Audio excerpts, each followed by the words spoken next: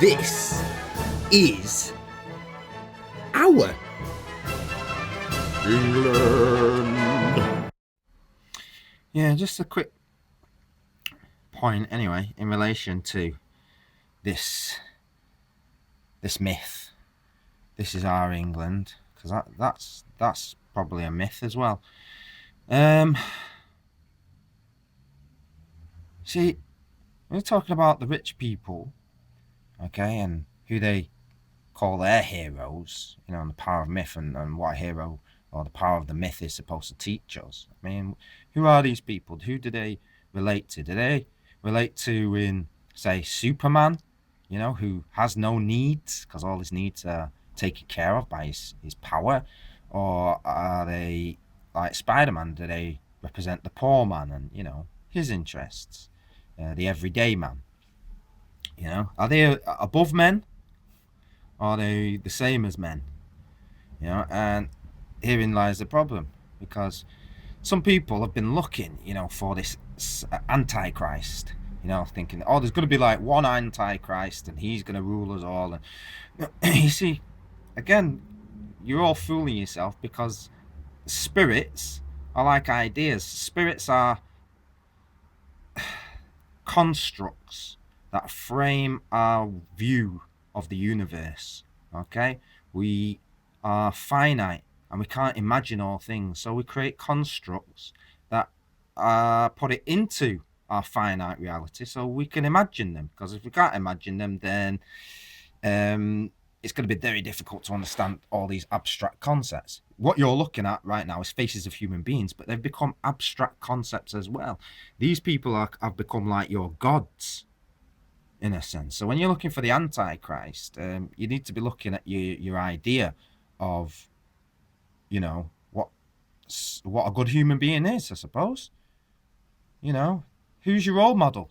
Is it these people, or is this their role model? Is that why this is our England, meaning their England, the person who wrote this publication? Okay, as far as they're concerned, these people are great. These people are heroes, like Superman. Do you think the Superman? Do you think the Spider-Man? Do you think they're heroic? What's the portrayal that we're portraying? Tell me the heroic deeds, the 5,000s that they fed, or I mean, it's easy to kind of like have this attitude where we can just throw money at a problem and think the problem's been solved. But we know that's not what solves problems in the world. Otherwise, all of these people would have solved the problems, wouldn't there? There's loads of them with money. Yeah? It's not that alone, you see. And that's why the power of the myth is so important for people to try and grasp the concept of what I'm trying to say, and what history is trying to say, and what our ancestors have been trying to say, the eternal virtues. Those things are eternal. They're part of what we call God, the laws of God, like physics. Physics is all around you, isn't it? These laws, thermodynamics, things cannot be created or destroyed, only changed into another form. That's a law, physical law of the physical universe. We didn't make it. For every law, there's got to be a lawgiver, isn't there? Something is making that law exist. The law of mathematics, no matter where you go in the universe, maths is going to exist. And so somebody's created that way before we came about. We've just discovered these things. So in discovering things like that, there are other higher concepts, which give us wisdom. Wisdom is something that is applicable to life. It's knowledge, but a particular type of knowledge, that gives benefit to the human race. That's why we call it wisdom, because none of us wants to die. None of us wants to live in a bad way. So when you look at these people with their daily needs, their daily bread and everything taken care of, I don't know if any of them are actually looking at that God that some people imagined God to be.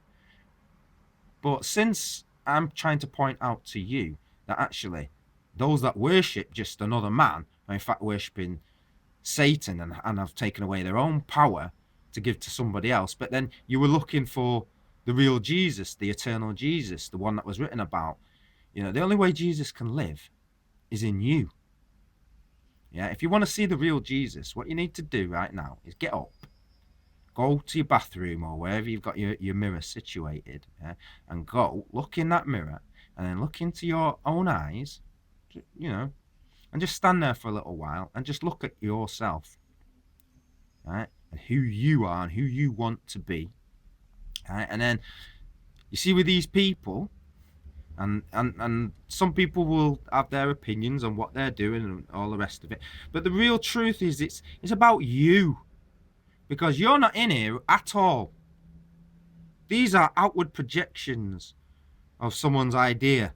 It's almost a sick joke in a way, and in a way it's a type of worship, you know. But I don't worship these people. They're just people like me and you. But tell me the heroic deeds they've done. You know, have they gone without? Are they sacrificing anything? Well, what is it?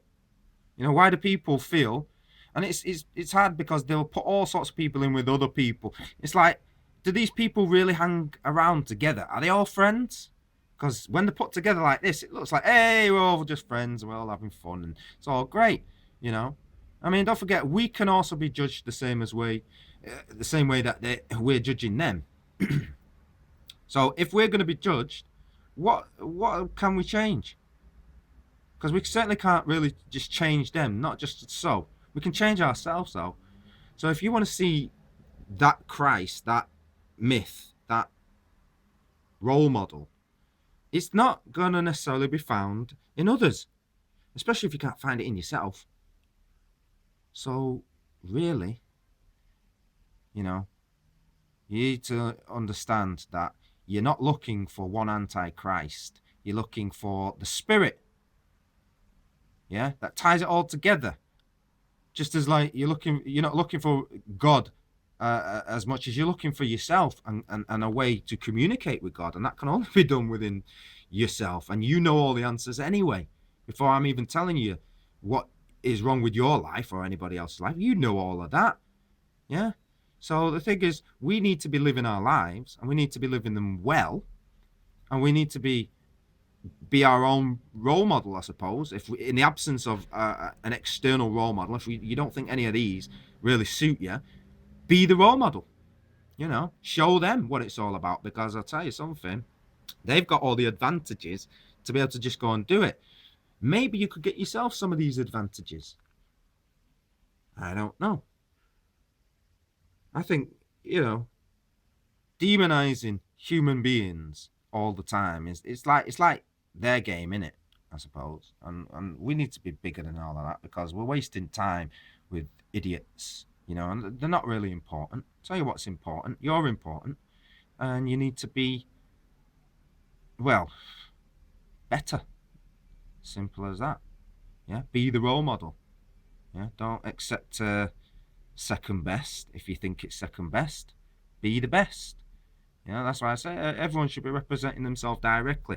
This voting game, it's just a game. The last joke of an election just revealed that really there's very few people who are interested in that anymore. You know, they say about a third of the people that they say are eligible to vote turned up. You see, the rest they don't include are children and people who don't take up that voting thing because they've lost confidence in everything. I'm of the belief that I'm perfectly capable. I'm responsible enough to represent myself. Okay, I don't need others telling me what I want to do and then putting benefits for themselves or restrictions for me or whatever. You know what I mean? There's too much partiality, and the problem, it boils down to ethics and morals. Everything is about ethics and morals. That's where we're going to learn wisdom from. Yeah, and that's why people feel it's wrong, because some of these people are making decisions that affect other people. Yeah, and they're perfectly all right, and they themselves would never go and live through that. Yeah, never, ever, ever. You know, these people are way out of touch with you. You will never most likely see that. And then when most people do, they're all hero worshipping. Yeah, and I say, well, what great are they really doing? And who are you comparing them against? Do you compare them against Superman? Oh, no, he's a fiction. Nobody could be like Superman. And I say, do you compare him to Christ? Oh, no, well, you're not allowed to mention Christ, because either that's too severe, right? And nobody can live up to that. Or again, they'll say, oh, I don't believe in him, so it's a fiction. But the point is, fiction or not, right? We're telling you an example, a better way of living, right? That's the power of myth.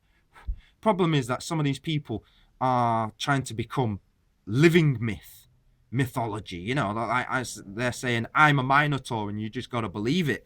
That's what's really going on. They're telling you we're the demigods and you must just believe it. And one of your demigods is, you know, literally a fiction. They've put fictions in there, so you know. You're not as important as the fiction. You're not as important as even making money. Money itself is a fiction. We created it. Yeah? And all the fictions that we've created, right, some are good at teaching, but others, really, really bad. Really, really bad. It's like the evolution, faith. It takes faith to believe that a theory is fact. And it takes faith to believe that evolution is in any way scientific, because it's not scientific. You have to take a massive leap of faith to believe in all of that. So everything's about belief. The question is, what do you believe in? Do you believe in a bunch of people being able to decide what's best for you, and you like this entertainment and you like to live like this, and you've got to pay these people to live better than you? Or do you believe in yourself and your own family and your children? You want to see them succeed, and are you aspiring for your children to be like these people? Is it something you want to be like? And why would you want to be like that? Is it just because there's money? Well, criminals have got money. Do you want to be a criminal? I mean, what's it all about? Because nobody's really asking themselves. Do they even feel a part of the place where they live? Can they talk to their neighbour? Is there friends close to them? Do they come off the internet and go and see their friends? Do they have hobbies? You know, and I don't mean playing PlayStation. When you finish work, what do you do in your spare time? Speaking to my friend about this yesterday, and he's amazed that a lot of the people he knows, they've got no hobbies. And to me, these are the seeds of dementia, because as soon as you finish work, that's it. You're not using your brain. Your brain's like a muscle, and you stop using it. And again, it's like people who are signing on, some of them who don't do anything, because there are some of them who make the rest of the people look bad, especially the ones that work hard and try to get off. There's idiots in every level, high and low. And so really, this is what you're up against, yeah? Spiritual wickedness in high and low places is the problem.